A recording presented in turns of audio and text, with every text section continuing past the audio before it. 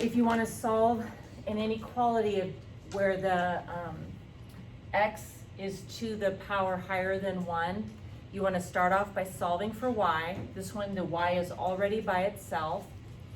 And then I'm going to replace the inequality symbol with an equal sign, because ultimately we just want to graph this parabola and then decide where to shade. If the inequality symbol has an underline, you're going to graph the parabola with a solid line. But if the inequality does not have an underline, like plain less than or plain greater than, then you'll graph the parabola with a dashed line. All right, so graphing this parabola, we need to find the vertex and then a few more points. The formula to find the vertex is negative b over 2a. In this equation, a is 2, b is 16, and c is 36. If I'm using good notation, I'm going to put a set of parentheses where the variables used to be. So I have negative, a set of parentheses, 2, a set of parentheses. Now I'm ready to replace the b with 16. And then I'm going to replace the a with 2. Simplifying here, the numerator is negative 16, and 2 times 2 is 4. Negative 16 divided by positive 4 is negative 4. Now that we have the x value of the vertex, we're going to substitute it back into our equation. So if I substitute back in, I'm going to replace this x with negative 4 and this x with negative 4. You can follow order of operations, but if you have put in the parentheses in these locations, you're just going to type straight across on your calculator, and I end up with 4 as my answer. So ultimately, the coordinate of the vertex is negative 4, comma 4. I might as well plot this point on my graph since I just found it. So here's some graph paper, and let's go ahead and just plot back 4, up 4. 1, 2, 3, 4. 1, 2, 3, 4. And I'll be right with you. And then we need a couple more points. We want to pick x values close to the x value of the vertex. It's not that we can't pick any number we want, but we don't want to go off our graph paper, and our graph paper is only so big. So I'm going to pick some numbers close to negative 4, like negative 3 and negative 2, or maybe negative 5 and negative 6. So if I substitute in, get just a few more points, maybe I'll pick negative 3. If I plug negative 3 in here, I'm going to end up getting 6. And then if I substitute negative 2 in here, I'm going to end up getting 12. I get 2 for 1 when I'm plotting these points. All right, so let's start with negative 3, 6. So let's go back 3, 1, 2, 3, up 6, 1, 2, 3, 4, 5, 6.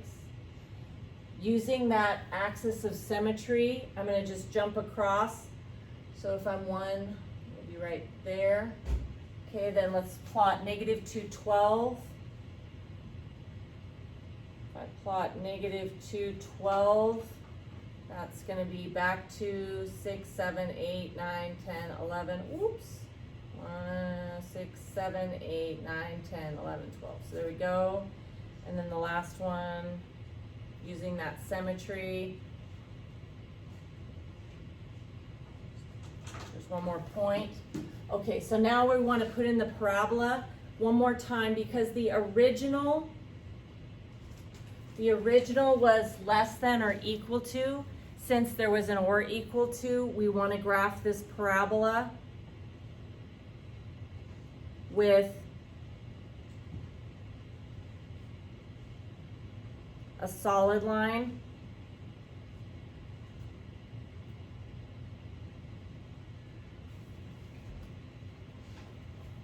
If it wouldn't have been, I'd use a dashed line. And then the last thing we finally need to do is decide where we want to shade. So if I'm going to decide where we're going to shade, I need to pick a point to test. And you just want to pick a point that's clearly inside the parabola or outside of the parabola. I could select 1, 1, or I could select -3, 1. But to me, the easiest point to pick, if I have it as an option, is 0, 0. If the parabola has 0, 0 on it, then you couldn't select that, but otherwise it's a good one to pick.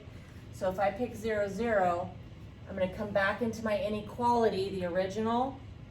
Okay, so here's my original, and I'm going to replace the x's with 0 and the y with 0. So here I'm going to put in my 0 for x and my 0 for y. If I simplify this, I have 0 is less than or equal to 36, and that is true. So since this is a true statement, we want 0, 0 to be included in the shading. If this was false, I would not want 0, 0 to be included. So to include 0, 0 in the shading, I'm going to shade on the outside of the parabola. If you kind of picture your parabola has a bunch of ink on it, and if I grab the parabola and drug it down, this is what would end up being shaded. Since I'm only doing one example here, a couple quick reminders.